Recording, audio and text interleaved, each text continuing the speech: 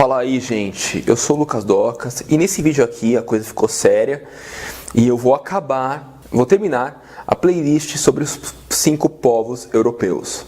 Nesse último vídeo eu encerro falando sobre os germânicos. Sim, os germânicos, os alemães, austríacos, holandeses, suíços, alguns belgas, italianos também, Liechtenstein, sul da Dinamarca. Esses daí são os povos germânicos, desses países que eu citei. E até a influência em outros países que eu não citei também, mas ela não é tão grande.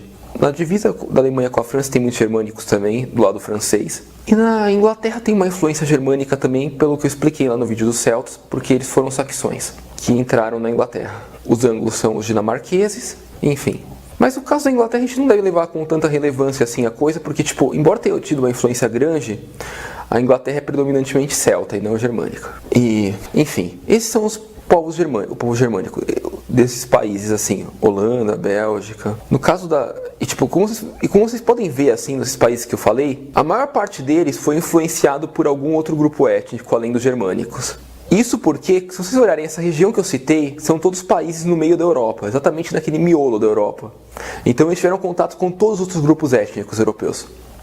É impossível que eles não tivessem influência de outros grupos étnicos europeus. Talvez a Holanda seja com menos influência, mas ainda assim é inevitável que ela teve alguma. Porém, os celtas não saíram muito das ilhas depois que foram meio que expulsos ou dominados no continente. Os celtas das ilhas não saíram muito para atacar o continente, né? Influenciar tanto. A Inglaterra fez isso com a Holanda, mas a Inglaterra já não era tão celta também assim quando fez isso, então não podemos falar que ela celtizou a Holanda. A gente não pode falar isso, porque não dá para afirmar isso, né?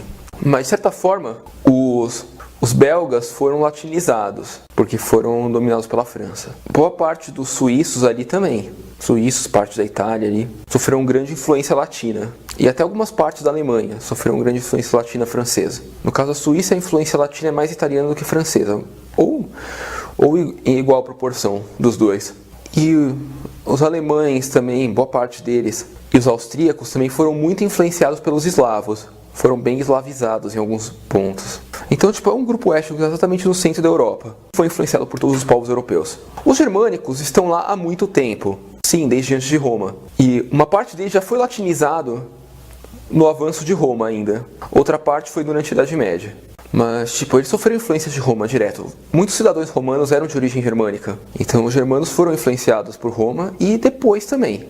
E, como eu falei lá naquele vídeo sobre os povos europeus, a gente tem a imagem errada de que os germânicos são um povo agressivo. É um tanto quanto bizarro ver um povo como guerreiro, quando na verdade ele nem é um povo tão guerreiro assim, e tão violento. É muito mais um povo que se defende do que ataca. Os germânicos são muito mais conhecidos por se defenderem do que por atacar outros povos assim. Acho que um caso raro de ataque germânico foi o caso dos saxões que foram para a Inglaterra. Esse foi um caso raro de ataque germânico em outros países.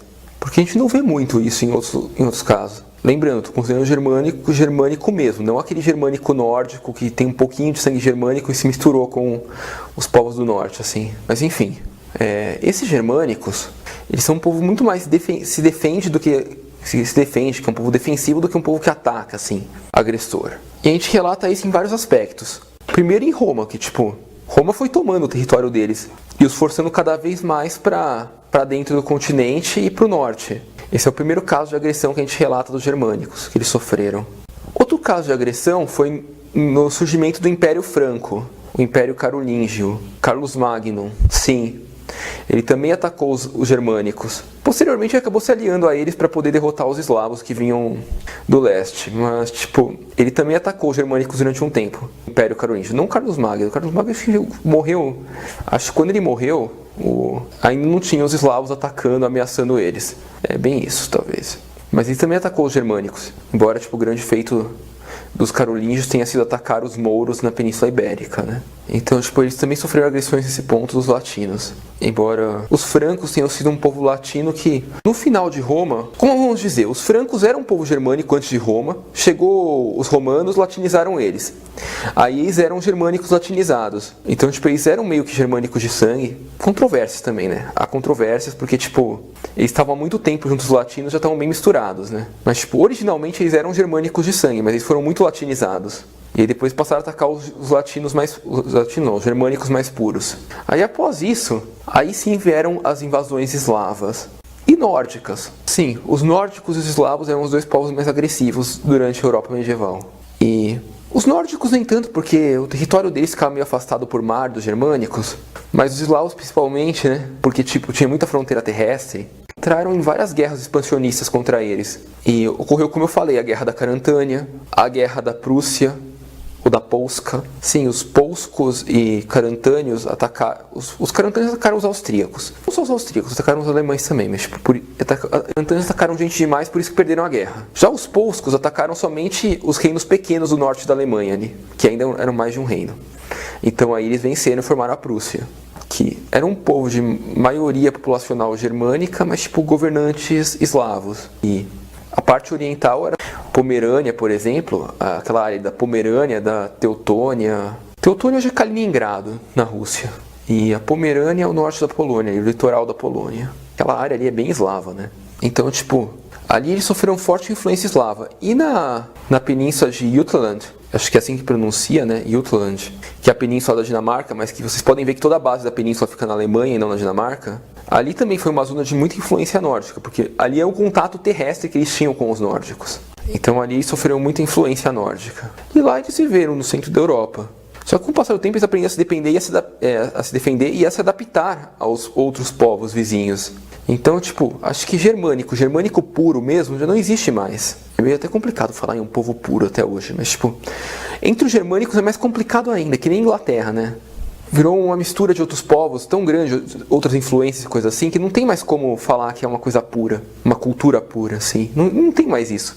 E de tanto que chega a ser ridículo o discurso do Hitler lá de cultura germânica pura, porque a cultura germânica já deixou de ser pura há muito tempo. Então soa bizarro. Mas é lógico que, tipo, isso eu vou ter que explicar num outro vídeo, porque que, tipo, o fim da Idade Média com o surgimento do Estado Nacional. Mas é uma coisa que, tipo, não vou explicar nesse vídeo, enfim. E os germânicos lá viveram. Os germânicos, como vocês sabem, como eu já expliquei aqui, são povos do continente. Acho que isso ficou óbvio, né? E, portanto, eles se desenvolveram para atividades no continente. Então, tipo, o que vocês imaginam? Eles são bons fazendeiros, produtores. Tanto que você imagina a paisagem da Alemanha sempre vê uma plantação de maçã ou uma plantação de trigo, né? Na Alemanha, na Áustria, assim. Atividade do continente, você imagina. Sei lá, criação de animais. Mas, tipo, por serem do continente também, que nem os eslavos, eles também não são muito bons comerciantes. E apesar de estarem exatamente no centro de tudo, acho que por eles não teriam a necessidade, e por ser muito fácil fazer com qualquer um que tivesse ali ao redor deles, eles não se desenvolveram tão bem no comércio, porque, tipo, eles preferiram, pelo menos não naquele momento. Então eles se desenvolveram muito mais se fechando dentro deles próprios, assim. De uma forma mais agrícola, mais produção interna, menos comércio. Bem ao estilo dos eslavos. Porém, tipo, como eles têm um agravante. Os eslavos só tinham contato com 3 povos europeus. Os germânicos tinham com 4. Com todos, então. Então, tipo, por eles terem contato com todos e a maioria assim, hostis a eles desenvolveram meio que um trauma e ficaram meio fechados ao comércio em relação aos demais povos europeus. Os eslavos também eram mais fechados ao comércio, mas, tipo, provavelmente menos que os germânicos. Porque eles ainda ganhavam com isso. Mas como eles tinham esses traumas, eles ficaram meio fechados. E por isso, tipo, eles só se abriam para comércio, mercantilismo e coisa assim, bem depois dos outros povos europeus. Já bem depois do final da Idade Média. E isso é uma característica marcante deles. Apesar disso, o reino da Áustria foi o que mais se desenvolveu no comércio, dentre os reinos alemães. Nos comércios, nos tratados e nos acordos com vizinhos. Porque, tipo, eles estavam à beira de Veneza, né? Enfim, Veneza era, acho que, o centro maior de comércio da Idade Média da Europa. Então, eles se desenvolveram muito melhor do que os outros reinos germânicos, lógico. Não quer dizer que eles foram o ápice do comércio e das trocas e dos acordos com outros reinos. Eles foram o ápice dentro dos germânicos. É importante ressaltar isso. E eu acredito que era isso, né? Que eu tinha para falar para vocês sobre os germânicos. Acho que foi um vídeo legal, foi razoavelmente curto, razoavelmente breve, mas acho que foi importante para poder encerrar aqui essa parte geral sobre os 5 povos europeus e poder começar a me aprofundar em cada um deles, para detalhes melhores, tipo o paganismo de cada um, elementos da cultura de cada um, tretas internas dentro deles, coisas assim. E é isso, gente. Obrigado, espero que tenham curtido essa playlist aqui de 5 povos europeus. Talvez tenha mais coisa nela, mas tipo, a parte inicial, que era realmente importante de base, acabou aqui. Obrigado e tchau.